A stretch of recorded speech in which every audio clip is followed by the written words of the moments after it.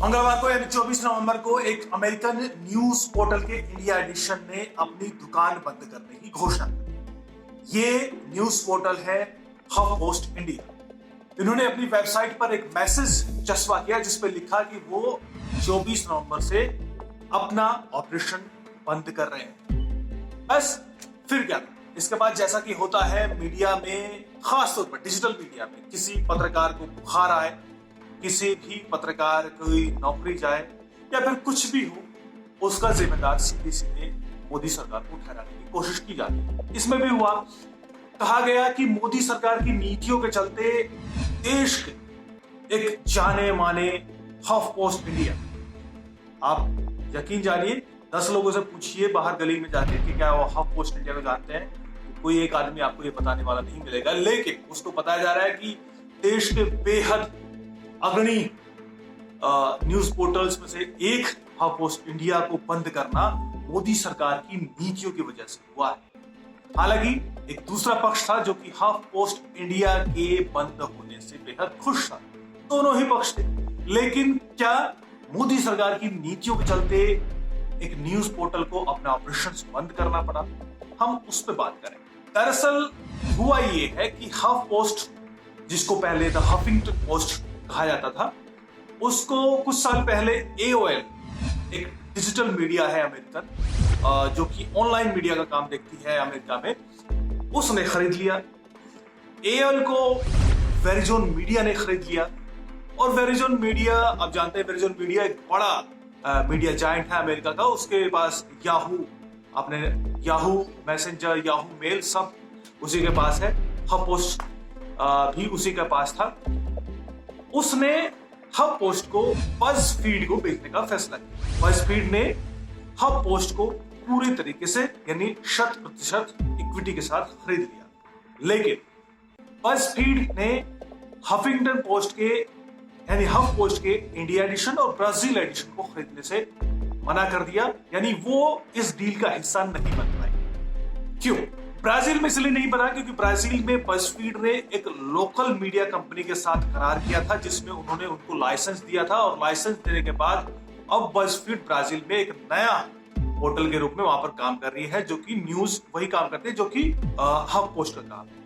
अब बज़फीड नहीं चाहती कि उसके वो हफ पोस्ट का ऑपरेशन वहां पे जारी रखे ताकि उसको कंपटीशन मिलता रहे जो कि उसने वहां पर खड़ा किया। लेकिन इंडिया में बज़फीड हफ पोस्ट इंडिया को इसलिए एक्वायर नहीं कर पाई क्योंकि वहां पर पिछले महीने मोदी सरकार ने कुछ डिजिटल कुछ पॉलिसी ऐसी लागू करने की घोषणा की है जिसके तहत अब डिजिटल मीडिया को रेगुलराइज किया जाएगा। इसके तहत यह कहा गया है कि डिजिटल मीडिया में जो ओनरशिप होगी उसमें जो FDI होगी वो 26% से ज्यादा नहीं, यानी maximum equity foreign direct investment की 26% से ज्यादा नहीं। इससे पहले प्रिंट मीडिया और डिजिटल मीडिया में ये कैप पहले से है। प्रिंट मीडिया में 26% से ज्यादा फॉरेन डायरेक्ट इन्वेस्टमेंट यानी FDI नहीं हो सकती। डिजिटल मीडिया में ये कैप 49% तक है।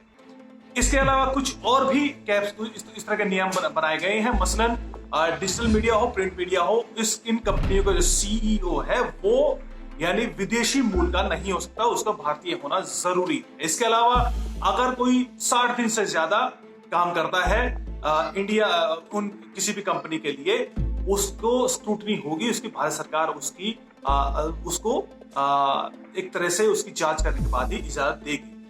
डिजिटल मीडिया के लिए भी कुछ इसी तरह का फैसला लिया गया है। कहा गया है कि डिजिटल मीडिया को अगले साल तक यानी अक्टूबर 2021 तक अपने इन्वेस्टमेंट की पूरी डिटेल भारत सरकार को देनी है। इस डिटेल में FDI की डिटेल भी देनी है। FDI की डिटेल के लिए पहले से रेगुलराइज कर दिया गया है कि 26% से ज्यादा FDI नहीं हो सकता डिजिटल मीडिया में, डिजिटल न्यूज और मीडिया, करंट अफेयर्स के जो मीडिया है उसमें जाहिर है ऐसी कंपनियां जो कि 100% विदेशी थी, बज़फीड हो चाहे हफ पोस्ट हो, उनके लिए व्यापार करना अगले अक्टूबर 2021 के बाद मुश्किल हो जाएगा। यानी ये तो तय था कि हफ पोस्ट और बज़फीड जैसी कंपनियों की दुकान बंद होगी, लेकिन अभी तो वक्त था। लिहाजा बज़फीड ने जब हफ पोस्ट को खरीदा तो उन्होंने पहले ही देख लिया कि अब इसके ऑपरेशन में पैसा बर्बाद करने की कोई जरूरत नहीं है, क्योंकि वो ऑपरेशन इंडिया में तो एक साल बाद नहीं कर पाएंगे। लिहाजा फिलहाल डील करते वक्त ही उन्होंने वेरिजन मीडिया को कहा कि ना तो ब्राजील एडिशन को लेंगे ना ही इंडियन एडिशन को लेंगे, यानी वो बज़फीड इंडिया ने नहीं खरीदा और ये वेरिजन मीडिया का ही यानी उसके स्वामित्व में ही वो रहा। लेकिन वेरिजन मीडिया ने एक साल पहले ही क्यों बंद कर दिया? उसके पास तो ऑप्शन था कि कम से कम अक्टूबर 2021 तक वो अपनी इक्विटी को यहाँ के इंडिया में कुछ इंडियन बायर्स को लेकर, इन्वेस्टर्स को लेकर उसको अपनी इक्विटी बेच सकती थी, यानी 74% जो वो इक्विटी है वो उसको बेच सकती थी। लेकिन ऐसा उसने नहीं किया। उसने अचानक अपने ऑपरेशंस, अपने न्यूज ऑपरेशन जो है वो बंद कर दिया। यानी ये बात तो तय है कि जिस तरीके से एक साल पहले ही हब पोस्ट ने अपना ऑपरेशन बंद किया है, उससे पता चलता है कि ये दरअसल सीधे सीधे भारत सरकार की जो नीतियां हैं डिजिटल मीडिया को लेकर, सिर्फ एक वो कारण नहीं है, कहीं ना कहीं बजट और जो इसका ऑपरेशन कॉस्ट है और चाहे इससे प्रॉफिट हो रहा है नहीं हो रहा है, उन तमाम कारणों के चलते हब पोस्ट को बंद किया गया है।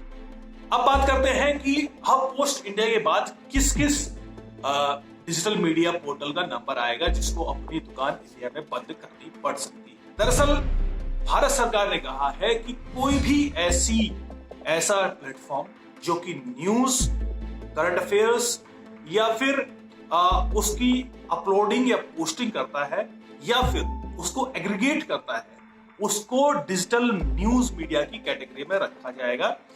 उसको जो कैप रखा गया है 26% एफडीआई का, उसको उसके अंदर रखा जाएगा। अब इसके तहत जो हब पोस्ट और बज़फीड जैसे नाम है, इसके अलावा कई सारे नाम भी शामिल होते हैं जिसमें अभी थोड़ी क्लैरिटी कम है। मसलन मैं आपको बताऊं कि फेसबुक एक तरह से एग्रीगेटर भी है जिसपे न्यूज पोस्ट होती है और वो एग्रीगेट करता है अलग अलग न्यूज, यानी अलग अलग कंपनियां, अलग अलग जो डिजिटल मीडिया हो या फिर प्रिंट मीडिया हो या फिर जो भी मेन स्ट्रीम मीडिया है, टीवी मीडिया हो, सब अपनी न्यूज फेसबुक पे पोस्ट करते हैं और वो उसको एग्रीगेट करता है। उसके लिए आप उसको पैसे देके एग्रीगेट भी करा सकते हैं, यानी फंड देके एग्रीगेट करा सकते हैं, या फेसबुक को आप पैसा देकर एग्रीगेट करा सकते हैं न्यूज को। ट्विटर भी कुछ ऐसा ही करता है, उसको भी न्यूज पोस्ट होती है। तो क्या ट्विटर और फेसबुक भी इसी कैटेगरी में आएंगे? अगर आएंगे तो फिर उसके लिए भी बड़ी मुश्किलें सामने आ सकती हैं। इस पर क्लैरिटी फिलहाल कम, लेकिन इतनी क्लैरिटी जरूर है कि डेली हंट, फ्लिपबोर्ड जैसे जो एग्रीगेटर न्यूज प्लेटफॉर्म है, उनके लिए तो बड़ी मुश्किल होने वाली है। खासतौर पर फ्लिपबोर्ड में पूरी तरह जो इन्वेस्टमेंट है वो प्योरली विदेशी है, फॉरेन इन्वेस्टमेंट है। इसके अलावा जो डेली हंट है, डेली हंट में हेलो टिकटॉक की जो ऑनर कंपनी है बाइटांस, उसका अच्छा खासा इन्वेस्टमेंट है। जैसा कि आप जानते हैं कि एक बड़े कंसर्न कुछ दिन पहले उठा था कि जिस तरीके से डिजिटल मीडिया में चाइनीज कंपनी और विदेशी कंपनी इन्वेस्ट कर रही है, वो एक बड़ी सुरक्षा के लिए खतरा हो सकती है। उसी के चलते उन्हीं नामों में से डेली हंट न्यूज एग्रीगेटर एक बड़ा नाम है जिसमें जबरदस्त इसकी डिटेल्स तो पूरी नहीं अवेलेबल है, लेकिन कम से कम 50 से 60% जो इन्वेस्टमेंट है वो चाइनीज इन्वेस्टमेंट है, यानी डेली हंट के लिए भी बड़ी मुश्किलें होने वाली है। इसके अलावा जो गूगल न्यूज आप जब भी गूगल खोलते होंगे तो आपको न्यूज का ऑप्शन सबसे पहले दिखाई देता होगा। गूगल न्यूज भी एक तरह का एग्रीगेटर इंडिया में, लेकिन ये तो प्योरली 100% फॉरेन इन्वेस्टमेंट इसमें है। इसको अपना ऑपरेशन इंडिया में कैसे चला पाएंगे ये भी देखना होगा। और अगर क्या वो गूगल इंडिया यहाँ पर एक अलग एंटिटी खड़ा करके उसकी 74% जो इक्विटी है क्या वो इंडियन पार्टनर्स को देगा? अगर वो उसको बिजनेस यहाँ पर गूगल न्यूज में उसको एग्रीगेटर बन के रहना है तो गूगल न्यूज के लिए भी ये राह बिल्कुल आसान नहीं होने वाली। हब पोस्ट को जो खरीदा है बज़फीड ने, बज़फीड एक अमेरिकन जायंट है जिसके सीईओ है जोन पेरिटी। उसने ही कभी एक जमाने में करीब 10-15 साल पहले हब पोस्ट को खड़ा किया था, जिसको बाद में एओन ने किया। उसने जाकर फिर से बज़फीड को खड़ा किया और बज़फीड आज एक बड़ा जायंट डिजिटल मीडिया वेंचर है। बज़फीड ने हफ पोस्ट को खरीद लिया वापस। बज़फीड इंडिया में अपने ऑपरेशन चलाता है, लेकिन फिलहाल उनका कहना है, जो जोना पेरेटी है, सीईओ है बज़फीड, उनका कहना है कि उनका जो बिजनेस है, दरअसल वो जो कंटेंट मेकिंग है, वो न्यूज या करंट अफेयर्स नहीं है, दरअसल वो लाइफस्टाइल या फिर वायरल वीडियोस या मीम्स या फिर जो कंटेंट है उनका, वो कॉमेडी से जुड़ा हुआ है, लिहाजा उनके लिए सरवाइव करना आसान होगा। बज़फीड इंडिया अगर इंडिया में न्यूज का काम करती है तो वो उस वक्त नहीं कर पाएंगे, इतना तय। इसके अलावा एक बड़ा नाम है वीसी सर्कल। वीसी सर्कल एक फाइनेंशियल न्यूज अपलोडिंग एक प्लेटफॉर्म है, जिसको हाल ही में न्यूज को ओपन करता था रूपर्ट मर्डॉक, स्टार टीवी जिसका है, वो उसके जो मालिक हैं उसकी कंपनी न्यूज कोप ने इसको खरीदा था। ये भी 100% एफडीआई है। ये अब इंडिया में अपने ऑपरेशन कैसे चलाएगी, ये भी देखने वाली बात होगी। इसके अलावा टेक्निकली, जैसे मैंने आपको बताया कि फेसबुक, ट्विटर जैसे सोशल मीडिया के प्लेटफॉर्म है, टेक्निकली वो भी एग्रीगेटर है। वो अपना जो एग्रीगेशन, जो न्यूज एग्रीगेशन है, वो कैसे कर पाएंगे, अपना बिजनेस, अपना ऑपरेशन इंडिया में कैसे चला पाएंगे, वो भी देखने वाली बात होगी। लेकिन इतना तय है कि फिलहाल जो परिभाषा तय की है डिजिटल मीडिया की, वो उसमें अपने ऑपरेशन चलाना संभव उनका दिखाई नहीं देता। यानी देर सवेर संभव है कि ट्विटर और फेसबुक को भी अपना धंधा इंडिया में बंद करना पड़ सकता है, खासतौर पर न्यूज को लेकर। लेकिन ऐसा क्यों किया जा रहा है? क्या इसलिए जा रहा है क्योंकि डिजिटल मीडिया को रेगुलराइज करने की कोशिश कर रहे हैं, उसको रेगुलेशन करने की कोशिश कर रहे हैं। खासतौर पर अगर हम न्यूज की बात करें तो न्यूज में हम जानते हैं कि मेन स्ट्रीम मीडिया के जो प्रिंट मीडिया हो, जो टीवी मीडिया हो, उसकी कुछ नियमावली पहले से तय है, एफडीआई को लेकर भी और उसके दूसरे भारत के जो ऑपरेशन से जुड़े, उसके एथिक्स से जुड़े हुए, कार्यप्रणाली से जुड़े हुए, उसका एक पूरा मैकेनिज्म है। इसी तरह का मैकेनिज्म खड़ा करने की कोशिश डिजिटल मीडिया को लेकर भी की जा रही है। उसी कड़ी में एफडीआई की बात आई, तो एफडीआई की बात आई तो इस तरह का कैप रखा गया कि 26% से ज्यादा इन्वेस्टमेंट एफडीआई नहीं होगा। डिजिटल मीडिया का सीईओ इंडिया का होगा। डिजिटल मीडिया में कोई भी विदेशी काम करेगा 60 दिन से ज्यादा, चाहे वो परमानेंट हो, चाहे वो कमीशन पर हो, चाहे किसी भी तरीके से 60 दिन से ज्यादा अगर इंडिया में काम करता है, इंडियन में रजिस्टर्ड कंपनी के लिए काम करता है, तो उसको वाया सरकारी, वाया इंडियन एजेंसी उसकी स्क्रूटनी होगी, उसको इजाजत लेने के बाद ही काम करने की इजाजत होगी इंडिया में। इस तरह के नियम बनाए जा रहे हैं। इसका कुछ फायदा भी होगा। डिजिटल मीडिया चूंकि रेगुलराइज नहीं थी, लिहाजा उसको बाकी मेन स्ट्रीम मीडिया की तरह फायदे भी नहीं मिला करते थे। मसलन उसके जो पत्रकार है, चाहे वो कितने भी सालों से काम कर रहे हो, उनका पीआईबी एक्रेडिटेशन नहीं होता था। मसलन वो ना संसद में, ना ही किसी सरकारी, किसी भी केंद्रीय मंत्री या फिर जो भी सरकारी कार्यक्रम होते हैं उसमें शामिल नहीं हो पाते थे, उनको इजाजत नहीं मिलती थी। वहां पे पीआईबी एक्रेडिटेशन चाहिए होता है, या फिर स्टेट गवर्नमेंट के जो एक्रेडिटेशन होते हैं वो चाहिए होता है। अब वो शुरू हो जाएगा इसके बाद। इसके अलावा और भी बहुत सारी छूट ऐसी है जो कि पत्रकारों को मिला करती हैं, वो भी मिला करेंगी।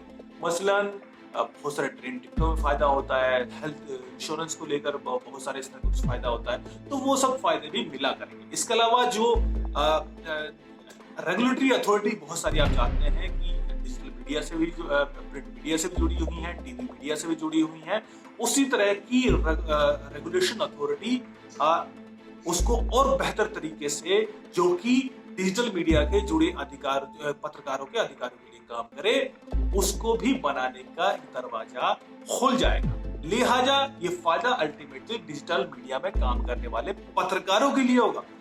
मुश्किल होने वाली है डिजिटल मीडिया में इन्वेस्ट करने वाले सेठों के लिए, मालिकों के लिए, उनके ओनर्स के लिए।